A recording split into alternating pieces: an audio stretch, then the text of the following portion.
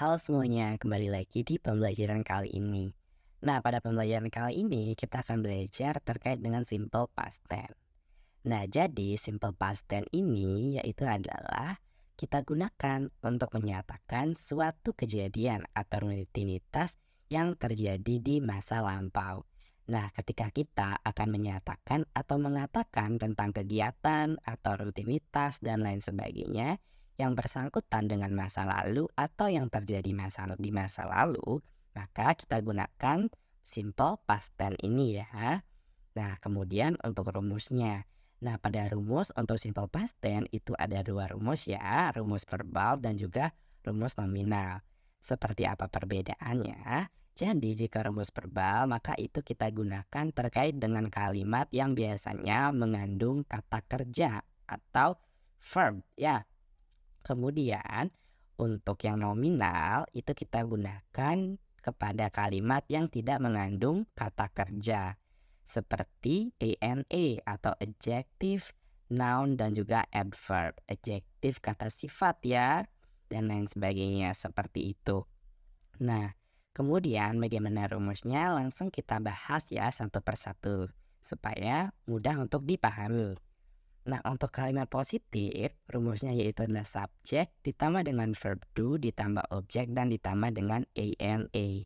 Nah, kenapa di sini ada ANA? Jadi ANA yang di sini kita pakai yaitu adalah adverb. Kalian adik-adik pasti sedang tahu dong ya apa itu adverb. Jadi adverb itu adalah kata keterangan. Karena kan di sini kita untuk menunjukkan masa lampau. Jadi biasanya kita di sini pakai kata keterangan atau adverb seperti itu. Dan untuk contoh kalimatnya yaitu sebagai berikut.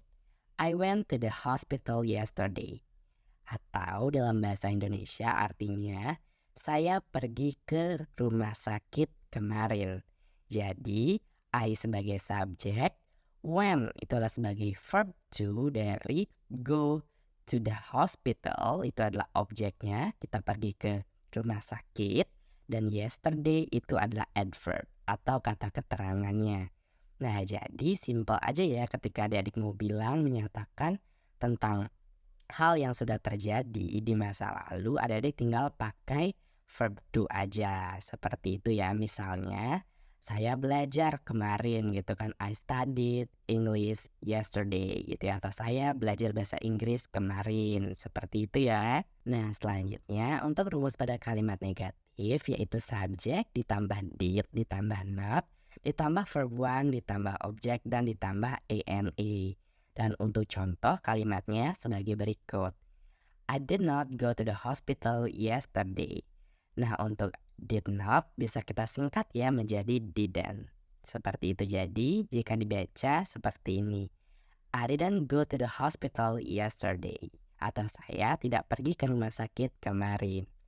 Nah, kemudian untuk kalimat tanyanya rumusnya yaitu did ditambah dengan subjek ditambah dengan verb one ditambah dengan objek dan ditambahkan dengan ANA seperti biasa. Dan untuk contoh kalimatnya yaitu did I go to the hospital yesterday?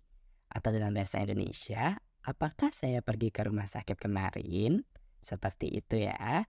Nah, kemudian untuk rumus dari kalimat tanyanya yaitu did ditambah dengan subjek, ditambah dengan not, ditambah dengan verb one, ditambah dengan objek, ditambah ANA. Dan untuk contoh kalimatnya yaitu did I not go to the hospital yesterday? Atau apakah saya tidak pergi ke rumah sakit kemarin? Seperti itu ya. Kemudian untuk menjawab kalimat tanya, adik-adik bisa katakan jika iya, maka bisa jawab dengan yes, I did. Nah, jika tidak, maka bisa jawab dengan no, I did not. Atau bisa disingkat dengan no, I didn't. Seperti itu ya.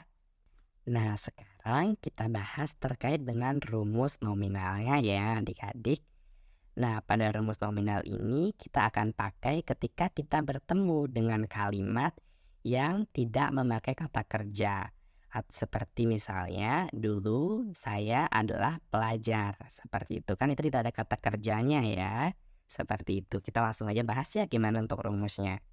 Nah, untuk rumus pada kalimat positifnya yaitu subjek ditambah dengan was atau were ditambah dengan ANA.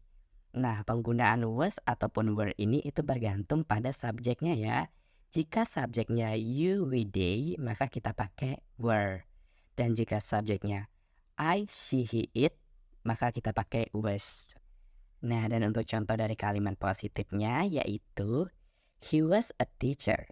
Atau dalam bahasa Indonesianya, dia dulu seorang guru.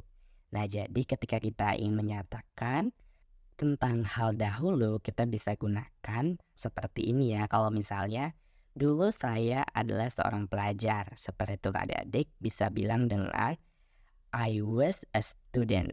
Seperti itu. Intinya, was ataupun were ini itu sudah mengandung makna dulu. Seperti itu ya. Nah, kemudian untuk kalimat negatifnya rumusnya yaitu subjek ditambah was atau were ditambah not ditambah dengan ana. Nah, untuk contoh kalimatnya yaitu he was not a teacher atau dalam bahasa Indonesia artinya dia dulu bukan seorang guru. Seperti itu. Kemudian untuk kalimat tanyanya rumusnya yaitu was atau were ditambah dengan subjek ditambah dengan ana. Dan untuk contoh kalimatnya, was he a teacher? Nah, dalam bahasa Indonesia artinya apakah dulu dia seorang guru? Seperti itu ya. Dan terakhir untuk rumus dari kalimat negatif tanyanya yaitu was atau were ditambah dengan subjek ditambah dengan not ditambah dengan ana. Dan untuk contoh kalimatnya yaitu sebagai berikut. Was he not a teacher? Nah, dalam bahasa Indonesia artinya apakah dulu dia bukan seorang guru atau tidak seorang guru? Seperti itu ya. Nah, sekian terkait pembelajaran kita kali ini. Kakak ucapin terima kasih udah nonton ya. Semangat terus belajarnya. Nah, jikalau ada hal yang belum dimengerti, adik-adik bisa diulang lagi videonya ya. Dan juga bisa mencari sumber referensi belajar lain seperti dari internet dan lain sebagainya. Terima kasih, semangat terus belajarnya.